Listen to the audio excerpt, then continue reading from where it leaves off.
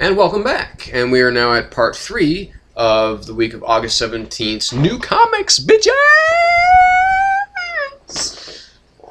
Ugh. Ow.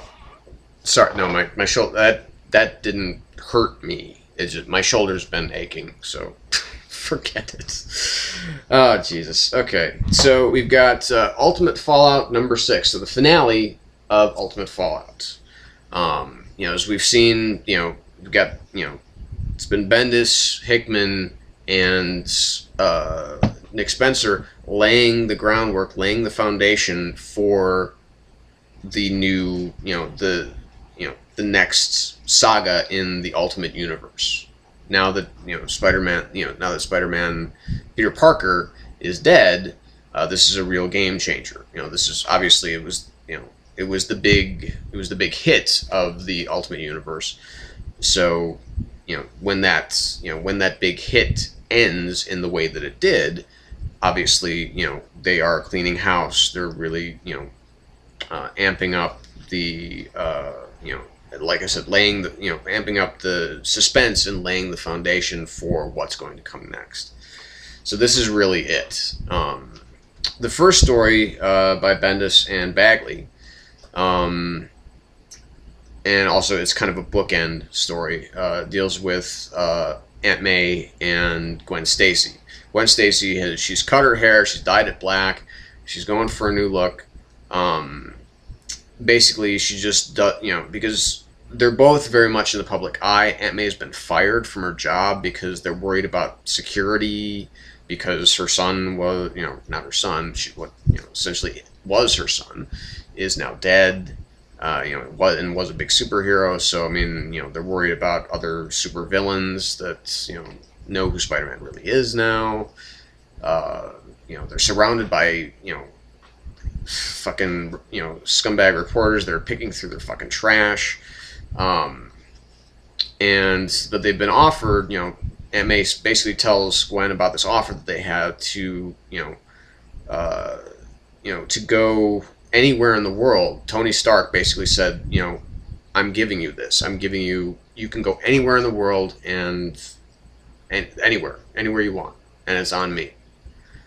And Gwen is like, why haven't you taken advantage of this? May's like, she doesn't like handouts, but she's like, then Gwen basically makes a very, very, very good case for the both of them. That you've been dealing with all this shit, all this horrible, horrible, god awful stuff, and you're not willing to take the one good thing that has come out of any of this. I mean, the one thing that could get us away from all of this and allow us time to kind of get past it all, to mourn. And did I say it was in part 3? This is part 4, isn't it? Yeah, it's part 4. Anyway, sorry about that. Back on top. So they do take the offer to go anywhere, and they actually he has a French villa that he's going to send them to and let them have. It's a pretty nice gesture, I would say.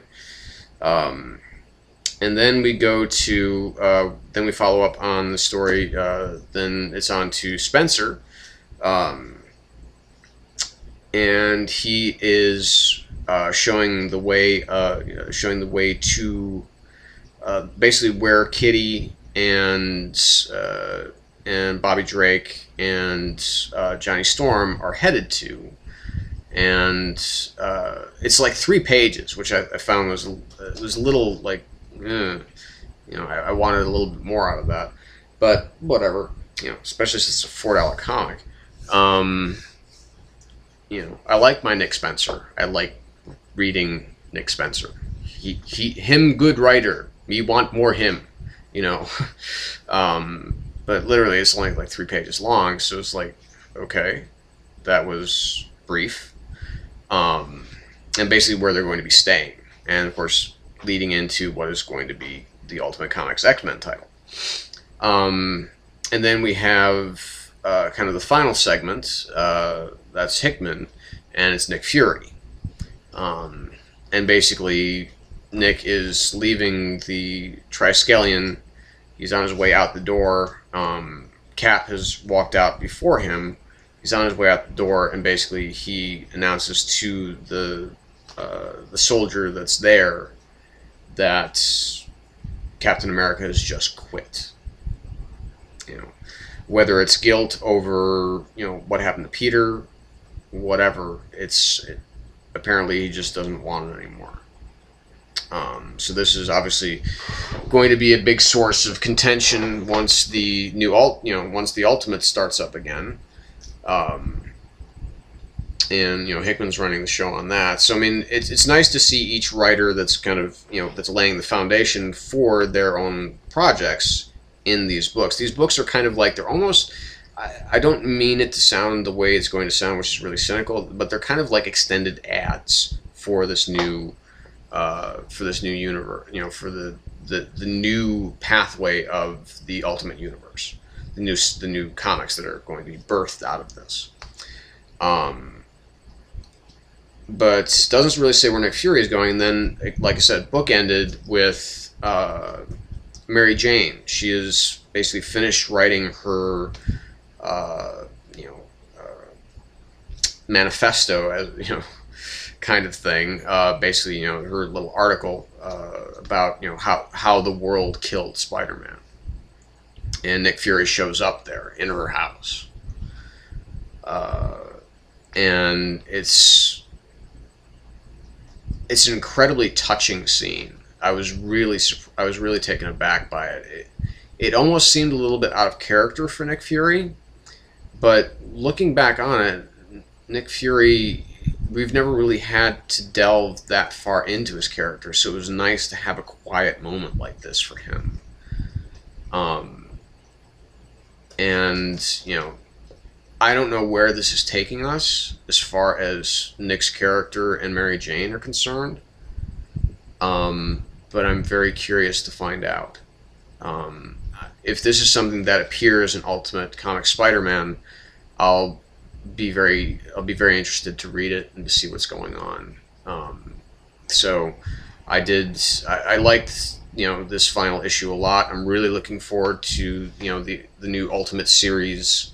Since I'm getting all 4 titles now, Ultimate Comics Ultimates, Ultimate Comics Hawkeye, that one I think I'm looking the most forward to. Of course, Ultimate Comics X-Men, because that's Nick Spencer's going to be writing that, and Ultimate Comics Spider-Man. So this ought to be really interesting. So pick of the week is also surprise of the week. This one really took me aback. And that is Batman number 713. Now, if you see this cover, amazing cover, awesome cover, love this cover. I wish that there had been more of kind of the female bats, that somewhere that Batgirl or Black Bats, Oracle. Some of the ladies might have gotten involved in this cover, but this, it's not really been too much about the ladies. It's been, lately, obviously, about Dick and Dick and Red Robin, and Bruce has been persona non grata during the series as of basically it's it's filled with there's a number of different artists, as you can see by the cover here. We got Fabian Nascent. God damn it! This way. Okay. You got Fabian Nicieza. I don't know how you pronounce his last name, and if he's watching out there, which I doubt, I'm sorry if I'm pronouncing it wrong. But he's not a writer of this comic. He's done a lot of stuff. He's definitely he's another old hand at writing a lot of different characters.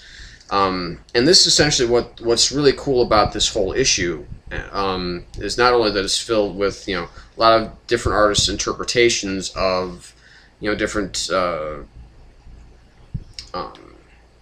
different events throughout the career of Dick Grayson. See, it's not, it's not about Dick necessarily being just Batman. It's about Dick, being Robin. It's, told as a story. Somebody is narrating this tale of, how Batman came to be, how ultimately Robin joined in, this balance of, dark and light. And of course, tells the tale of, Robin, becoming Nightwing. And then, of course, this void that seems to be in Batman's life that perhaps needs to be filled by, another Robin. And, there are, of course, tragic events, obviously Jason Todd, Tim Drake, not so tragic, but certainly, there is definitely tragedy in his life after he enters into the world of Bruce Wayne. Because his mother dies, and then, in Identity Crisis, his father is killed, so now they're both orphans. Yeah. But the way that the story is told, and then, of course, Damian, our latest Robin, is, he, basically the story is told from Damian's perspective. And how different their styles are, how different Bruce Wayne's and Dick Grayson's styles are as being, not only just as Dick being Robin and being Nightwing, but also being Batman. Their styles are different. He cares about people differently than Bruce does. He more, Dick does definitely kind of wear his emotions on his sleeve, whereas Bruce has always been one to, very much hold in his feelings. It's just a really well-written kind of finale, if you will, to the saga of Dick Grayson being Batman, because obviously this is the final issue before the renumbering. And so it was just really refreshing to see a story like this that that didn't deal so much with the with resolving a wrapping up a big storyline before the renumbering, but actually just taking some time to talk about the character, specifically of Dick. It's just written incredibly well. All the different artists do a really great job on this book. So, for those who have never even read a single issue of Batman, while Dick has been Batman, this is definitely an issue that you should pick up, because it is very insightful as to Dick's overall approach to being Batman, and his overall approach to crime fighting. So again, I think that's another week in a row that a Batman book has been the book of the week.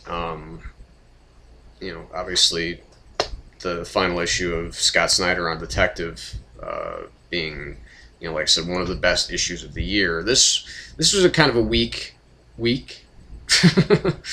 So I promise I'll never use that again.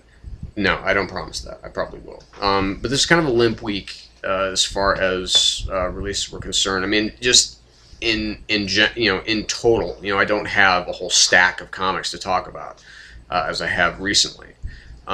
So that's kind of how I mean weak.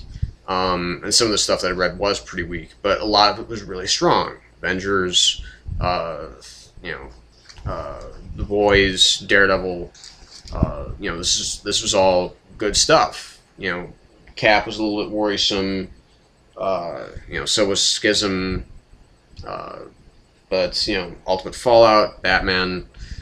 So it was kind of half and half, kind of split down the middle. So that's it for this week. Now that my work week is about to begin tomorrow, my hours may change a little bit. So I'll try. I'm going to try and keep steady though. So like, dislike, subscribe, comment. Let me know what you think, people. I love you guys. Shadow Gallery. We'll see you later.